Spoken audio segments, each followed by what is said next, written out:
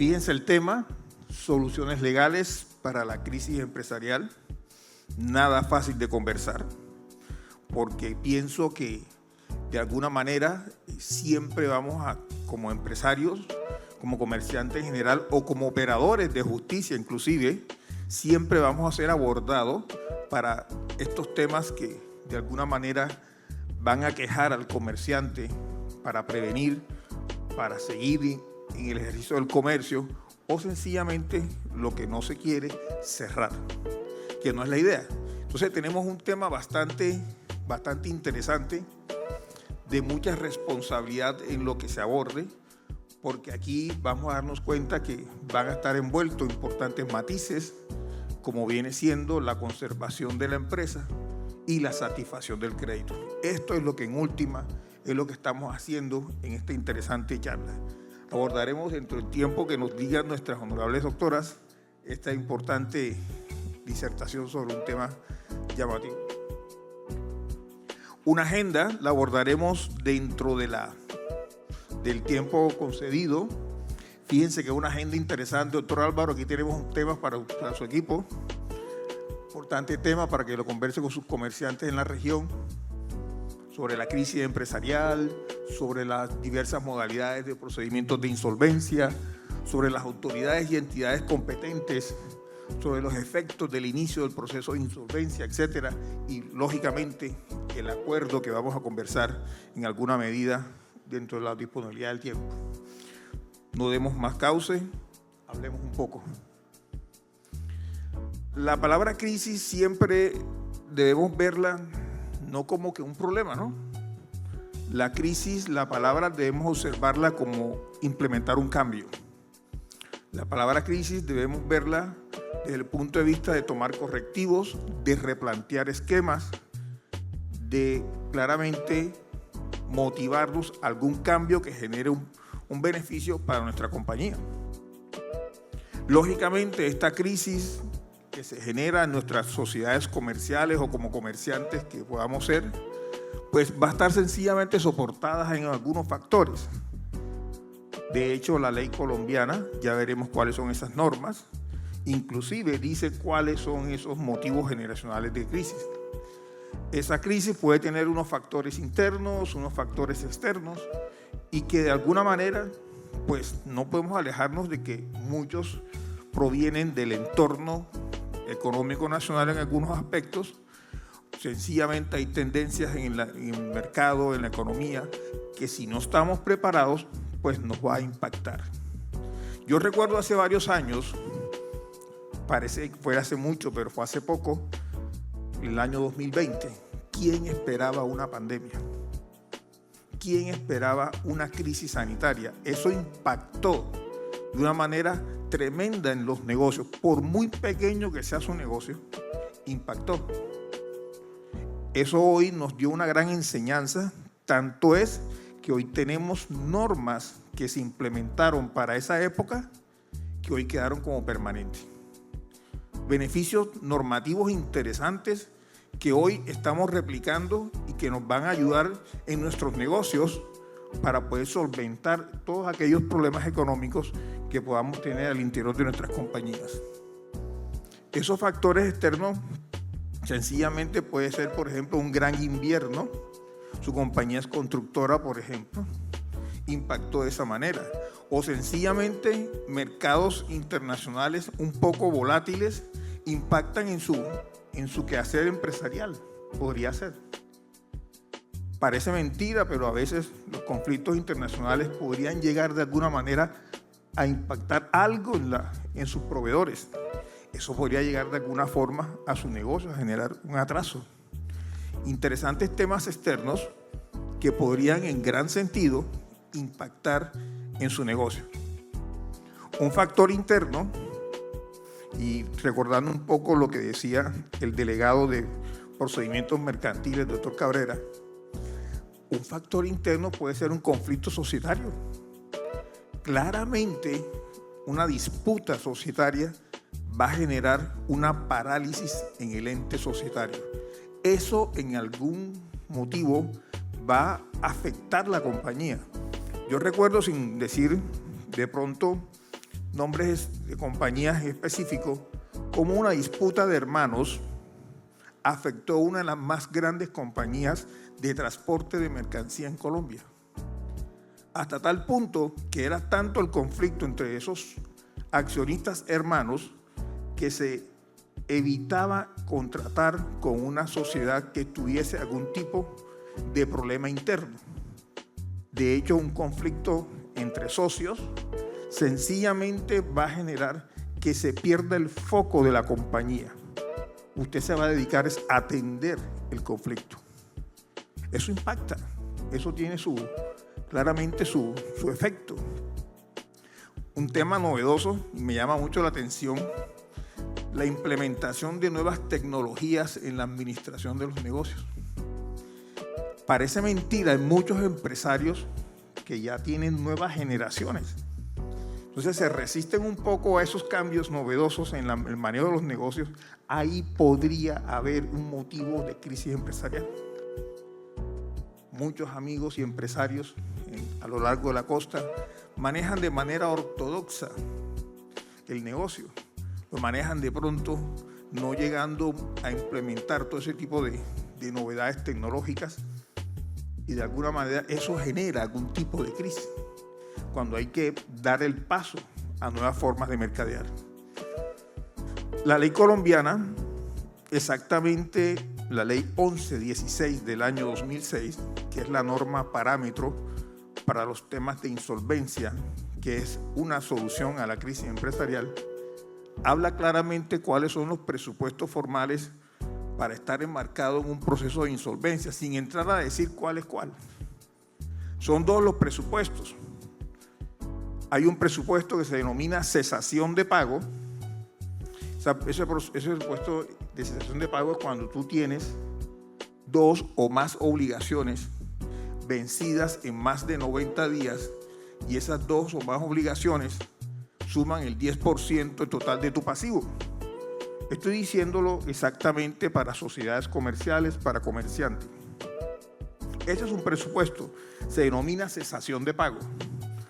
El segundo presupuesto es la incapacidad de pago inminente. Es decir, cuando tú claramente sabes hasta cuándo alcanzas. Es decir, cuando tú claramente sabes hasta dónde tu negocio te puede dar para atender las obligaciones regulares. Como dice uno en el medio empresarial, yo aguanto tantos meses, ya después no tengo caja, ya después el flujo se me afecta. Cesación de pagos e incapacidad de pago inminente. Claro, hubo un cambio recientemente, una novedad interesante, en el mes de febrero de este año, el 11 de febrero exactamente, mediante la ley 2445 de 2025, se implementó un interesante cambio y tiene que ver con la insolvencia de la persona natural no comerciante. Se le adicionó a ese procedimiento que está en el Código General del Proceso la posibilidad de que se atienda al comerciante de pequeña cuantía, oiga, pero no tan pequeña cuantía, 1.000 salarios mínimos mensuales legales vigentes. Ahí se hizo un importante cambio y es que el presupuesto formal allá es de dos o más obligaciones vencidas en más de 90 días, pero que las dos o más obligaciones tengan el 30% de todo lo que debes. Interesante cambio, lo hablaremos más adelantico. Entonces fíjense que la ley colombiana claramente enmarca los presupuestos formales de manera tangencial. Las super sociedades, menos mal que el doctor Jorge se fue, cuando uno radica la solución, las peticiones de insolvencia, a veces está tan grave el asunto en nuestra compañía que estamos viviendo los dos presupuestos, pero la norma nos enseña que solamente radiquemos uno. A veces vivimos de manera fehaciente tanto la cesación como la incapacidad de pago, pero nos exigen que presentemos uno solo como un aspecto técnico para cuando radiquemos nuestras peticiones de insolvencia. Sobre la hipótesis de cumplimiento del negocio en marcha, coincido con lo que dijo mi antecesor, el maestro Reyes Villamizar. Esa es una norma, la ley 2069 del año 2020, que encuadró lo que era antes la causal por pérdidas, que hoy se denomina claramente hipótesis del cumplimiento del negocio en marcha. Frente a la insolvencia es importante, si usted es administrador de una sociedad y no invoca a tiempo el no cumplimiento de esta hipótesis, podría verse claramente solidarizado con perjuicios hacia la sociedad. Interesante ese tema que claramente trae esa ley 2069 del año 2020. Frente a la insolvencia, pues es un punto importante, porque cuando entremos en insolvencia como representantes legales que somos de sociedades, tenemos que decir, estábamos cumpliendo y nos estamos viendo claramente en imposibilidad de seguir cumpliendo el negocio. Así que eso hay que invocarlo de una manera muy, muy concreta. El ámbito normativo nacional, aquí hay algunas normas, no son todas. La verdad es que si yo tuviera la oportunidad de proponer un alcance normativo, ojalá existiera un estatuto de insolvencia. Hay una cantidad de normas y aquí cito algunas de las más utilizadas, las que de alguna manera son más parámetros, sin quitarle importancia a las otras. La ley 1116, que va a cumplir 20 años entre poco, es la norma parámetro para todo el régimen de insolvencia en Colombia. Es una norma que de alguna manera no es totalmente colombiana. La tomamos de la ley modelo UNCITRAL. Esa ley modelo nos sirvió de parámetro. Muchos países en el mundo la tienen. De ahí que de alguna manera sirvamos de legislación recíproca frente a otros países porque tienen la misma norma. La ley 1429 de 2010, ahí encontramos unos apartes muy importantes sobre insolvencia, sobre todo en el tema de las votaciones de los acuerdos y lo que tiene que ver con las objeciones a los créditos. Interesante esa ley 1429 del 2010. La 1730 del 2009 nos habla exactamente de la validación de acuerdos extrajudiciales de reorganización. Interesante norma. No todas las veces queremos ir donde un juez del concurso. Podemos sentarnos de manera privada y llevamos el acuerdo. La ley 1038-2009, interesante norma. Esa norma nos habla de los patrimonios autónomos afectos a actividades empresariales. ¿Y qué lío grande tenemos? Porque hoy muchos patrimonios autónomos están en el sector construcción. Y entonces muchos sectores, muchos edificios, proyectos inmobiliarios entran a insolvencia por medio de esta ley, la ley 1038-2009. Actualmente tengo un asunto, un proyecto inmobiliario inmenso en mi ciudad. Claramente entré a insolvencia mediante esa ley. El problema es, yo pagué el apartamento, no me han escriturado. ¿Qué pasa con mi apartamento? Ahí están los líos tremendos. La ley 1074 de 2015, interesante norma, antipedagógica, por cierto, porque esa es de aquellas normas que los artículos dicen 2.2.1.9, no se lo aprende nadie. Esa norma recopila muchas de las normas mercantiles y trae una parte en insolvencia. La 2437, extraordinaria. Ese fue un regalo de Navidad. Ese fue en diciembre de 2024. Esa norma lo que hace es tomar como norma permanente los mecanismos de insolvencia que se profirieron durante la crisis sanitaria. Una norma revolucionaria de mucha estabilidad y la recomiendo para implementar pequeñas insolvencias. La ley 2445, esta da para un foro ella sola, ¿vieron? Esa norma da para un congreso ella sola. La ley 2445 es la insolvencia de persona natural no comerciante. ¿Por qué la cito? Porque ahí dice que la insolvencia se le podrá aplicar a aquellos pequeños comerciantes que no tengan más de 1.000 salarios mínimos mensuales legales vigentes y puedan entrar en insolvencia sin meter el valor de su casa y el valor del vehículo de trabajo. Interesante. Ya tendremos la oportunidad, en alguna medida, de conversar de ese tema que resulta ser de bastante usanza hoy. Sobre las modalidades, hay dos tipos de modalidades: la de rescate y en la que no hay nada que hacer. La de rescate, ahí las tenemos en presentación. Estas modalidades las aplicamos cuando en cierta medida tenemos la posibilidad de poder rescatar nuestro negocio. Y aquí toco la membrana y fuera de grabaciones. ¿Sector financiero? Sí. Sí hay. Bueno, ojalá que no.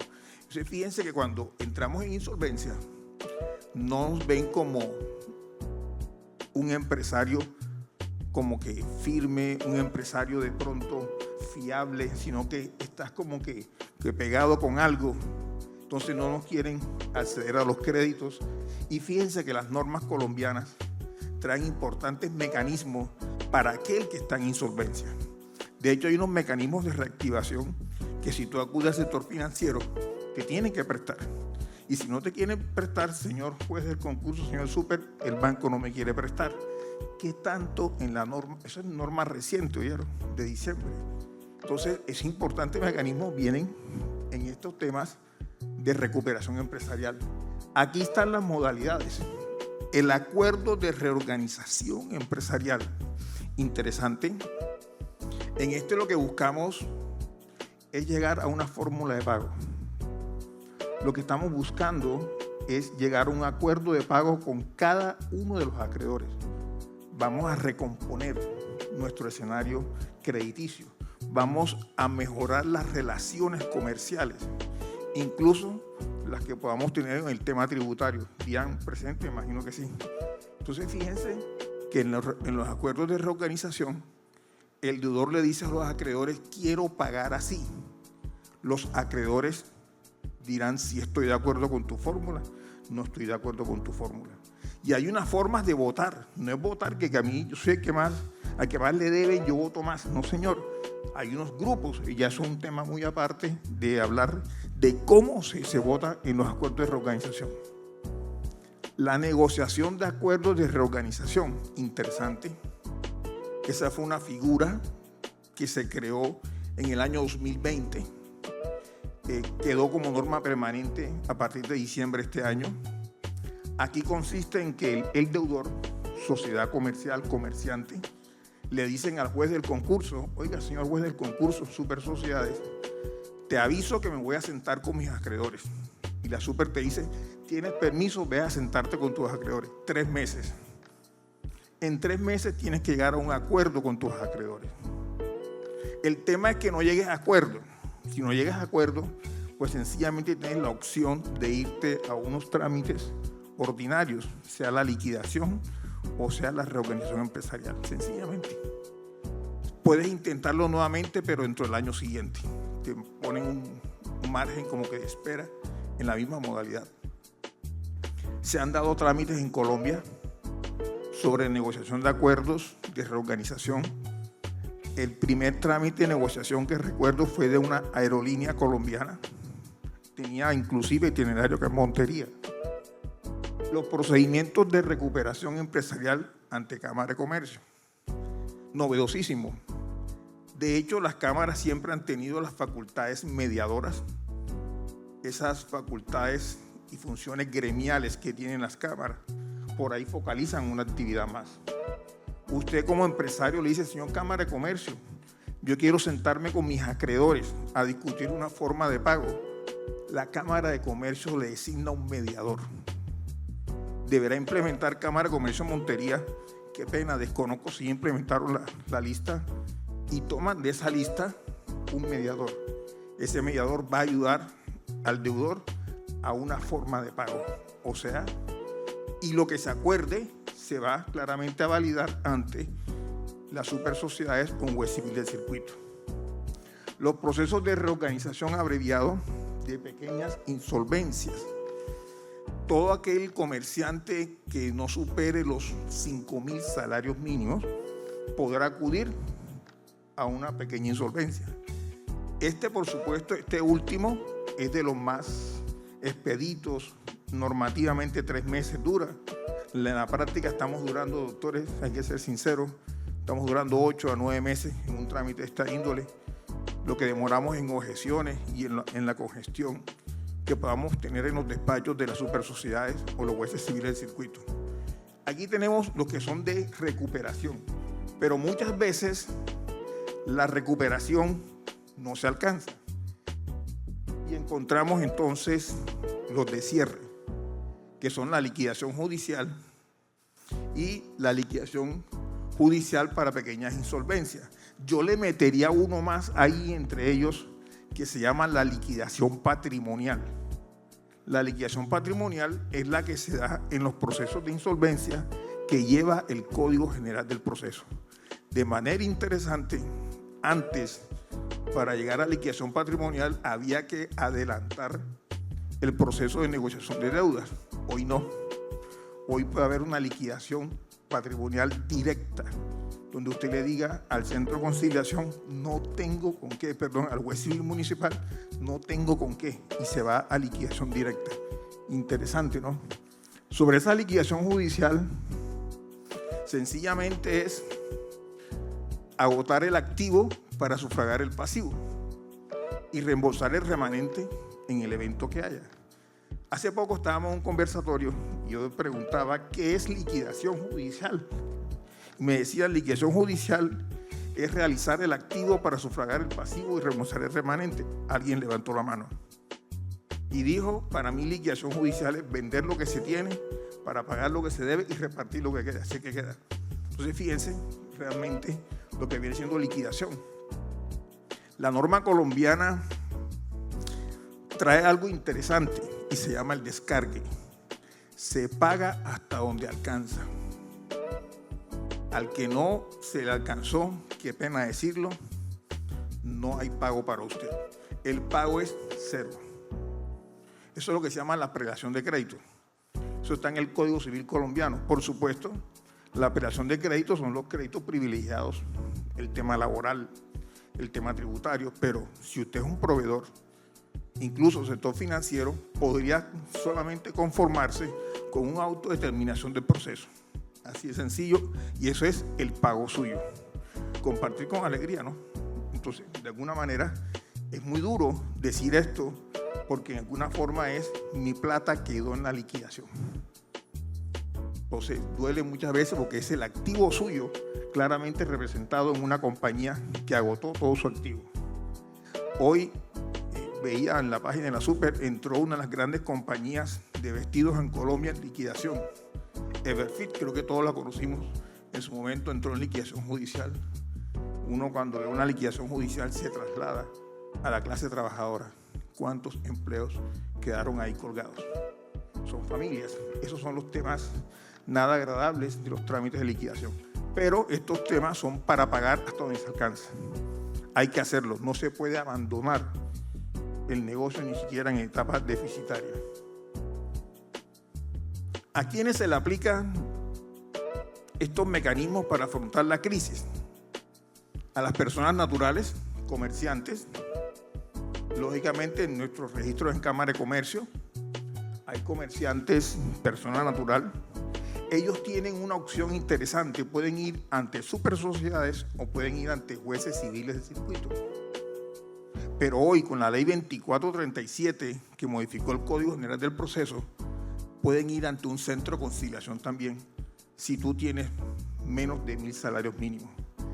A mí me llama la atención esa ley 2437, cuando tú dices, yo soy un comerciante pequeño, un restaurante, un hostal, que no supero 1.000 salarios, por ejemplo, y voy a un centro de conciliación a una insolvencia, y le preguntan a uno, ¿eres comerciante? Acredita que eres comerciante. La ley dice que solamente hay que acreditar la calidad de comerciante. Yo soy de aquellos que digo, y los deberes legales del artículo 19 del Código de Comercio, ¿qué? Llevar la contabilidad, atenerse a ejecutar acto de competencia leal.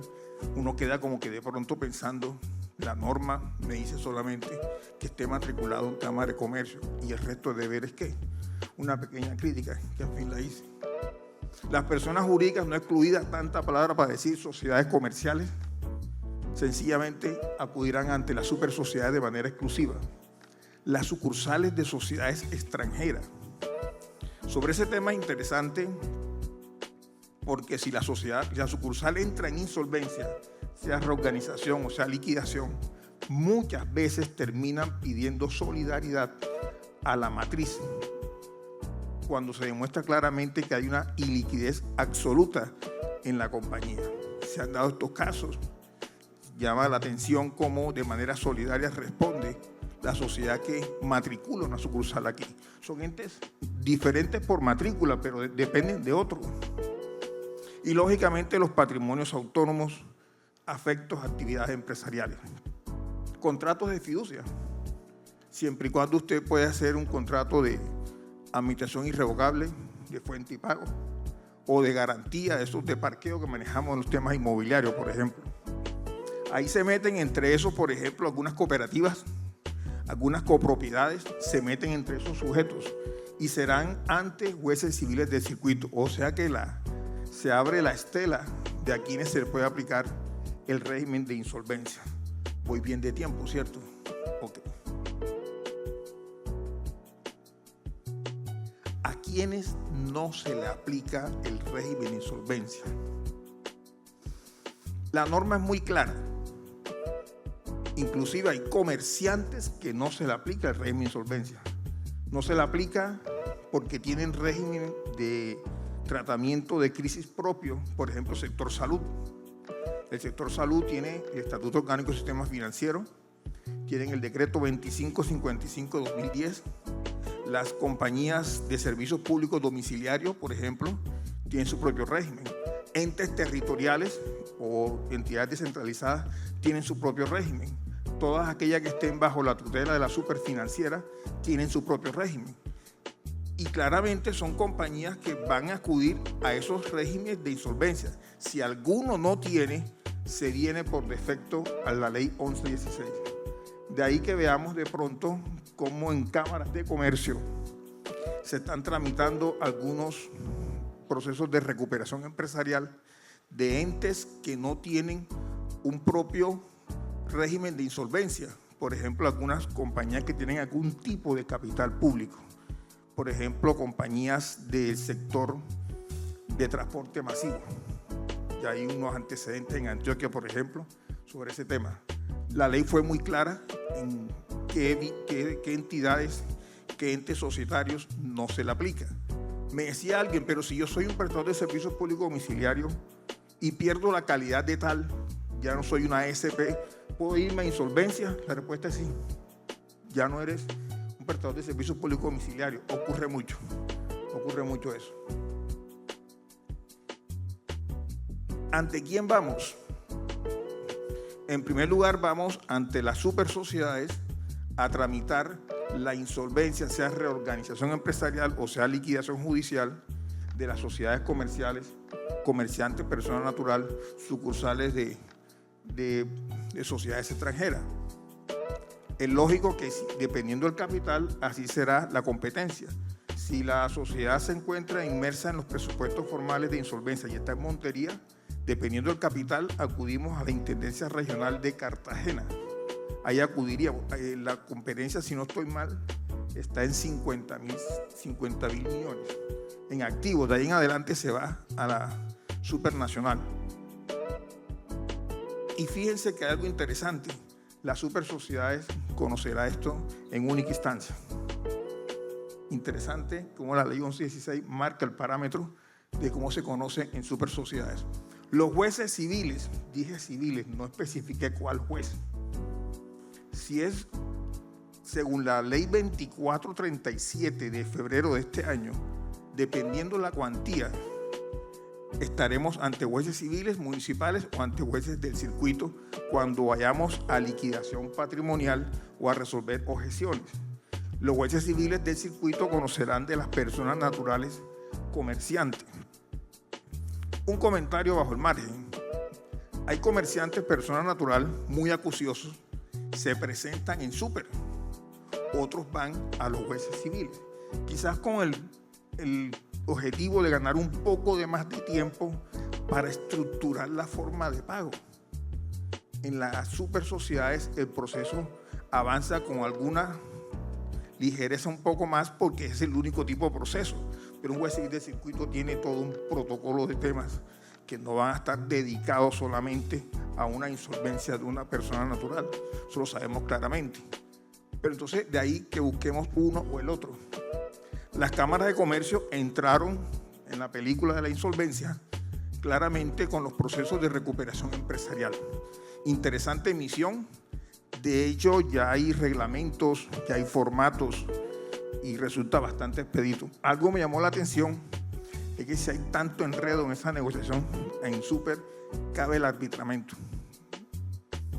Ese será motivo de otro asunto como para comentar en un foro. Y los centros de conciliación estarán habilitados para la insolvencia de los pequeños comerciantes, o sea, aquellos que no tengan más de 1.000 salarios mínimos como activos. Llama la atención también que aquí el comerciante lo hará lógicamente ante el domicilio, ante el centro de conciliación de su domicilio. Si no hay centro de conciliación habilitado, el más cercano, y tendrá de alguna forma una forma expedita de poder tramitar su insolvencia. Sobre los efectos, interesante. Si tú entras en insolvencia y estás en reorganización empresarial o insolvencia de pequeñas insolvencias, acá redundancia, tu compañía continúa normal. De hecho, si eres contratista del Estado, no te declaran caducidad alguna, ni incumplimiento de contratos, ni nada de eso. El hecho que estés en insolvencia, en reorganización empresarial, no es motivo para darte por terminados los contratos. Al contrario, se te está acompañando. Lo único que vas a tener unas advertencias de que no puedes, por ejemplo, vender los activos. Eso se llama vaciar la compañía. Tú no puedes desocupar la compañía. Tú no puedes, en alguna medida tampoco, realizar reformas estatutarias sin la previa autorización del juez del concurso, o sea, sin el permiso de las supersociedades o un juez civil, dependiendo. Sobre los administradores, dependiendo quién vaya a orientar, por ejemplo, la reorganización empresarial, se te designa un promotor. Aquí en Montería hay un listado de promotores muy bueno. En compañías he visto de automotores, de edificios, agropecuarias acá en Córdoba. Esos promotores no reemplazan el gerente. Esos promotores son unos amigables componedores. Le ayudan al deudor a estructurar una forma de pago. A esos promotores, si no le pagan, se va a la sociedad de liquidación, así que hay que pagarles. En muchas ocasiones, como es un monto alto del promotor, lo que hacemos es sencillamente decirle a la super: no nos designes promotor, yo soy el promotor, dice el gerente de la compañía. Y lo pueden hacer muy bien. Muchas compañías en reorganización acá en Montería, los promotores son los mismos gerentes. De alguna manera ayuda, es un recurso menos que de alguna manera va a servir en la operación. Hay administradores que tienen que ser cumplidores de los efectos del trámite, so pena de que los multen e inclusive los puedan remover del cargo. O sea, es un llamado a los representantes legales de que el hecho que estén en reorganización o liquidación vayan a incumplir las normas. Sobre la atención de obligaciones, cuando entras en reorganización se parte la historia, antes y después. Antes va para la bolsa de la reorganización, y sobre la reorganización ya son los gastos de administración, un tema interesante de conversar de cuáles serían esos gastos de administración. Sobre los procesos judiciales, el entrar en insolvencia, se suspenden los trámites ejecutivos, coactivos y de restitución. Solamente. Ya los que tengan un carácter de verbal, pues continuarán hasta que sean sencillamente reconocidos los derechos, mientras son un crédito litigioso. Así de sencillo. Esos procesos se remitirán a quien conoce la insolvencia. Inclusive, si hay medidas cautelares, se levantan y quedan a nombre de las supersociedades. Si hay dineros debitados, se le devuelven al deudor. Maquinaria, terreno, unos beneficios interesantes. Hay que saber manejar este tipo de mecanismos para solventar la crisis. Sobre activos sociales, quedan bajo la tutela del Estado. El hecho que me levanten las medidas cautelares, los procesos de remate los aguanten, de alguna medida eso no me da a mí permiso para salir a vender la prenda general de los acreedores. Yo he visto compañías que están a la puerta de un remate y entran en insolvencia. Salvan el bien, pero no se va para la prenda general. Vamos a seguir trabajando. Hay limitaciones. Hay un artículo que invito a que se lo graben, el artículo 17 de la ley 1116, dice qué puedes hacer y qué no puedes hacer. Esas son las limitaciones. Si te pasas la raya, te multan o te remueven. Interesante ese artículo 17, no se les olvide. La norma proferida en diciembre de 2024 trajo esto: mecanismos y alivios financieros, capitalización de pasivos, por ejemplo, donde los acreedores capitalizan en la compañía, creen en la compañía, una compañía rentable, su pasivo, parte o todo pasa a ser de la compañía, del patrimonio. Eso sí, si se va a liquidación la compañía, van a tener solamente la posibilidad de pagarse después de que paguen todos los acreedores sociales y antes de reembolsarle el remanente a los accionistas. O sea que es una aventura interesante que hace este tema de capitalización. Sobre la descarga de pasivos, bien novedoso. Yo debo 20.000 y la sociedad vale 5.000. Es bajar los pasivos a lo que realmente tenga un valor empresarial la compañía. Interesante eso. Realmente poco se ve, pero eso se hace cuando la compañía tiene un gran futuro en su flujo de caja. Interesante esa parte. Los pactos de deuda sostenible, cuando podemos negociar las acreencias como bonos, etc. Acceso expedito a los mecanismos es mejores herramientas para tramitar la insolvencia. La Super dejó las formalidades, los protocolos muy rígidos para tramitar una insolvencia. Y lógicamente existen, por ejemplo, los mecanismos de protección. Por ejemplo, usted tiene un embargo encima. Usted le dice: Super, entré en reorganización, estoy en tal parte con un embargo, los vehículos, las cuentas, la Super te los levanta y te los entrega, inclusive antes que te envíen el expediente que viene del juzgado. Interesante eso. Los mecanismos de recuperación de valor en los procesos de liquidación es un tema de valorización de activos. Y claramente, este sí es lo último: salvamento de empresas en estado de liquidación. Se evita a todo dar que la compañía se vaya a liquidación. Esto es cuando un acreedor dice: yo pago todo. Lógicamente va a tener una preferencia dentro del procedimiento. Existe el mecanismo, tendríamos que ver qué posibilidad se implemente tanto en la vida práctica, pero ahí está la posibilidad de que un acreedor asuma. Muchas veces se hacen por acuerdos fiduciarios, se generan algún tipo de beneficios fiduciarios con el fin de garantizarle el pago con el tiempo, pero interesante esa figura última. Sobre el acuerdo, que es la gran fórmula de pago, sencillamente ese es el gran contrato entre el deudor y los acreedores. Ahí se dice todo cómo se va a pagar su acreencia. Veía yo hace poco un acuerdo de pago, me llamó la atención, se fue a 10 años, 3 años de periodo de gracia y 7 de cuotas fijas mensuales a capital más un DTF. No nos gustó a muchos, pero nos están pagando, ¿no? De alguna manera. Vi otro un poquito más salvaje, perdonen la palabra, se fue a 5 años de periodo muerto, no sé si lo irán a aprobar, y 5 años de periodo de cuotas fijas mensuales. El periodo muerto es 0 capital, 0 intereses, 0 honorarios. Entonces, sencillamente, es duro. Veamos si va a ser aprobado por los acreedores. ¿Quiénes votan?